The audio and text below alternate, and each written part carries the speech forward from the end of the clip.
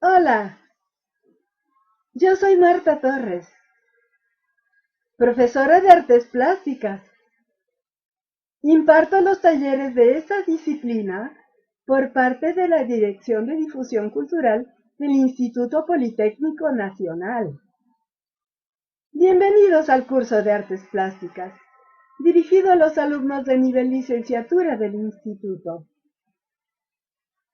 Este curso tiene como propósito desarrollar en los alumnos su sensibilidad artística, la observación y la creatividad a través de la expresión pictórica y el dibujo.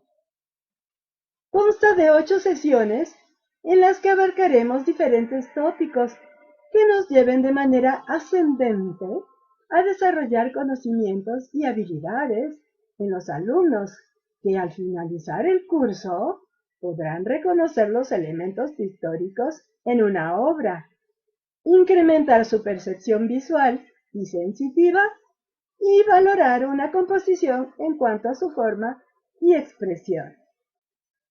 En esta sesión continuaremos tratando el tema de composiciones a la tinta china en gama de grises, evocando los trabajos de algunos pintores emblemáticos y obras de mi autoría. Así pues, demos inicio a la cuarta sesión, en la que concluiremos los comentarios sobre la vida y obra de Hans Bellmer, realizados por André Pierre de Mandiargue, que iniciamos en la sesión anterior. Narra André Pierre de Mandiargue. Cuando Magritte, pintor surrealista, pintaba sus cuadros que tanto nos maravillaban, la intención suya era que el pensamiento fuera visible, según él mismo lo expresaba. La intención era dar una imagen que fuera perceptible al ojo y al espectador. Pasando a la obra gráfica de Bellmer, me pregunto si los muy numerosos dibujos que la componen no buscaban algo parecido. Bellmer escribió en su libro Anatomía de la imagen sus encuentros y desencuentros con el arte, donde establece una dialéctica de esos encuentros y desencuentros, tanto vivenciales como plásticos. Inició su libro en 1924 y solo se detuvo de escribirlo cuando murió el 24 de febrero de 1975. Ahí trazó el hilo de su sueño amoroso. Conoció Bellmer a Unica Surn en Berlín en 1953 y con ella realizó sus más bellos grabados. Fue una época difícil en sus vidas, llenas de tormentos y felicidad. Ellos vivían en un pequeño hotel bastante sórdido en París y posteriormente en el sur de Francia, periodo que terminará trágicamente por el suicidio de Unica en 1970 en París. Hans Bellmer sobrevivirá 5 años a la muerte de su compañera, quien estaba internada en un hospital psiquiátrico con desesperaciones por la no venta de sus obras y se arrojó de un ventanal. Hans Bellmer fue descubierto tardíamente por los compradores y coleccionistas de sus prodigiosos dibujos. En la actualidad, nuestra mirada se subyuga hacia este hombre extraordinario. ¡Qué difícil conocerlo bien! Fue uno de los espíritus más originales del siglo XX, en el cual vivió cerca de 73 años, sin plegarse jamás a las buenas costumbres de la sociedad ni a las modas entre sus contemporáneos. El maestro Belmer entra en la actualidad a través de una exposición en París de una considerable masa de dibujos, más de una centena, casi todos inéditos, acompañados de algunos cuadros desconocidos surgidos de su pasado. Esta fue la época de actividad creadora del artista, el período de su más viva originalidad. Los dibujos iniciales de Belmer de 1932 son quizás los más interesantes porque anuncian muchas de sus más célebres y más bellas obras de 1934 a 1940, y porque tienen un carácter fantástico que no es inferior en nada a lo erótico, lo cual se volvió predominante. En la cárcel de ladrillos, donde Belmer será el prisionero del campo de Les Milles, estos reinan en abundancia. Por ejemplo, en el tema de la gigante de ladrillos emergiendo del mar, y que es a veces figurada como una construcción antropomorfa, donde las muchachas están alojadas en dirección a las entrañas, más abajo que la superficie del agua. Por otro lado, encontramos un conjunto de muchachas opulentas. Evocan lo pálido o lo piadoso de su tormenta, empolvada que está por llegar. Un monstruo compuesto de las partes posteriores de una jovencita gruesa y provista de una nalga que es un ojo enorme, posa adelante de una pequeña silla, mueble todavía más pequeño en un dibujo sádico, bajo los restos de una joven despedazada. Una gigante de ladrillos de cuya boca sale una serpiente y cuyo seno se traga al piadoso habitual bajo las chicas aladas. Elfos o libélulas de cabaret podría ser el primer boceto de los que vendrían después. En 1935, Belmer construye su sujeto favorito, su muñeca, aquella que construyó en 1933 y 1934 y que le costó el violento homenaje de un sádico, pero que pronto será reemplazada por la figura angulosa de una muñeca que conocemos. Después vinieron los temas variantes donde se encontraron cefalópodos femeninos de 1942, así como dos croquis de bellas víctimas, cuyas extremidades podían moverse, desconsoladas en un lamento perpetuo.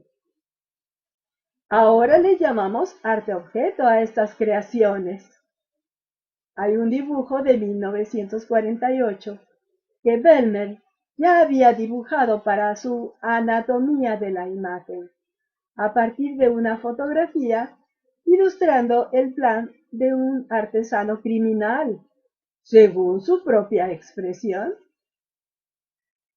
Entre los cuerpos femeninos desfigurados, los cuerpos desmontados, los anagramas carnales, subsisten los rostros, que son a veces retratos. Así se reconoce, hacia 1959, una pequeña serie de retratos de amigos de Hans Belmer: Jean Arp, Victor Bronner, Marcel Duchamp, Man Ray, Wilfredo Lam, con Michel Simon, a menudo retratados, y estos retratos triturados, antes o más tarde, y Will Brockman, pintado sobre una base de papel arrugado y pegado. Mucho de ello evoca los recursos del arte objeto que conocemos. Todos estos retratos fueron inspirados del mito del rapto de Europa. Muchos bocetos de mujer cabalgan un toro, toro con piernas de mujer, cabeza de mujer con cuernos de toro. Son hojas de trabajo para Ex Libris de Camille Abusoan, grabado en 1955. Numerosos posteriormente son los dibujos que han hecho nacer a las bellas estampas que ilustran Jules César de Joyce Mansour o Madame Eduarda de Georges Bataille. Para ese último libro, traducido al inglés bajo el título extraño de La bestia en la puerta del cielo, Belmer dibujó una página del título que da testimonio de su gusto tipográfico, no sin relación, parece, con la belleza fría de la arquitectura Palladio. Porque todos esos dibujos, podemos afirmar sin extrañarnos, a pesar del frenesí sexual que los anima, tienen un estilo donde se encuentran la copa del ojo frío del arquitecto y la seguridad del cálculo del ingeniero. Si Belmer prefiere a todos los otros medios de trazar la mina de plomo tallada y afilada, y si el soporte favorito de su trazo es el papel cuadriculado, no es a causa de su pasado lejano como dibujante industrial, al cual nunca dejará de ser fiel, aunque cuando le pidieron que ya no se interesara nunca más a la mecánica femenina y el materialismo evidente que es el espíritu de toda su obra, como es el de la obra de Sade, ¿no es de esta fidelidad que proviene él también? El dibujo magistral y el grabado de Hans Belmer son uno de esos fenómenos prodigiosos que vemos suspendidos entre la tierra y el cielo, y que asustan a la gente, a menos que se les vea con amor. 13 de enero de 1979.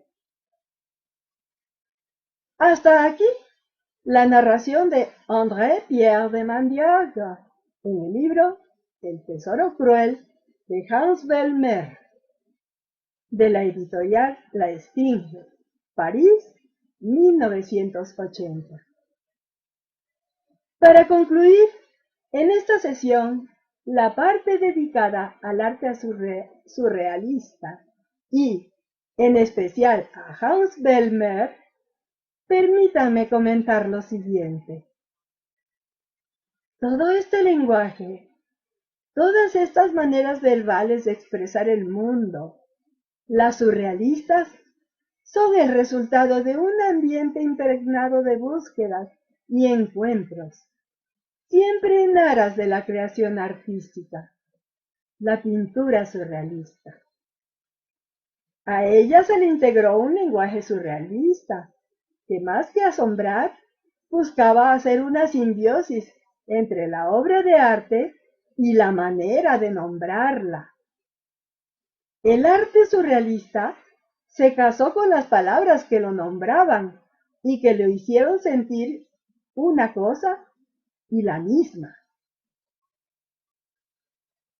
Ahora les mostraré dos obras de mi autoría que se encuentran a mis espaldas. La primera a mi derecha. Marta Torres. La noche del sueño. París, 1978. Tinta china sobre papel CA. Fue necesario transmutar al dominio plástico lo que las noches de insomnio dejan a los pintores, y me propuse crear en el caballete la noche del sueño, tinta china sobre papel, destinada a adornar un muro, según la dinámica de mis pensamientos de aquel entonces. No quería que fuese decorativa, sino dramática.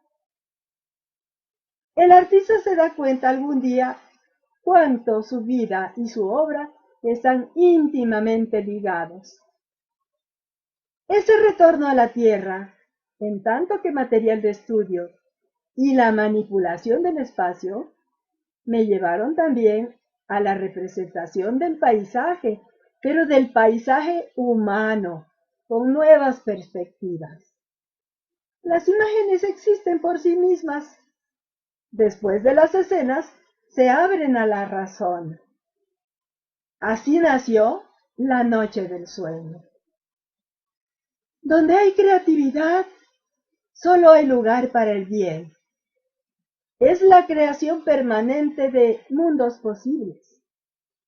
En una obra plástica existe la alegría y coexisten todas las criaturas y las formas. La creatividad exige una entrega total del tiempo disponible, porque es muy importante volver visible de una manera plástica aquello que se concibió con los recursos del alma. En el arte está la respuesta. Así, el arte es un elemento que sostiene el cuerpo y el espíritu. El artista busca interpretar y descifrar los enigmas planteados por sus imágenes. La interpretación de la composición viene, no se detiene. El arte que nos abre a los demás surge de una intención y también de lo desconocido. No se necesita de la ayuda de la razón para saber explicar lo que se ha creado. En los sueños también se forman imágenes que expresan lo que no se puede explicar con palabras, sino que ocurre pasado un tiempo. Pero solo el soñador ve esas imágenes y quizás el psicoanalista que las interpreta. Es el alma quien pinta, se podría decir. Solo las imágenes permiten a los elementos inarticulados manifestarse. El lenguaje se torna en artesano de la palabra, aun si no todo está explicado verbalmente. ¿Cómo se accede a los instrumentos que abren el alma sin ayuda del lenguaje, sin la preocupación de la lógica? Quien es capaz de soñar ante las imágenes pintadas o dibujadas, que se pregunte si no es Vermeer quien descubrió la fotografía, así como Belmer la anatomía de la imagen. Entre todas las personas encontradas en mi camino y que me han apreciado, debo decir que sin intentarlo he conocido a personas muy valiosas, artistas célebres, como José Luis Cuevas, entre otros. También busqué conocer a Hans Belmer, una vez que supe de su existencia, y lo logré a través de su obra. Yo deseaba a mi vez transmitir a quien lo deseara mis consejos plásticos. Es normal en el dominio plástico aprender a enseñar.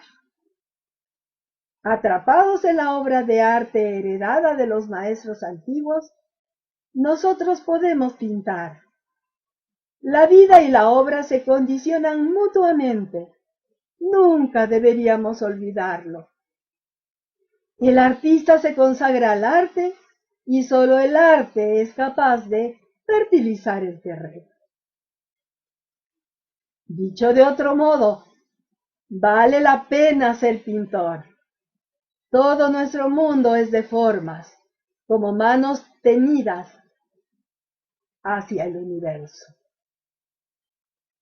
Fue así que sobre mi soporte boceté la noche del sueño, donde pervive la organización de los seres, las cosas en un todo animado.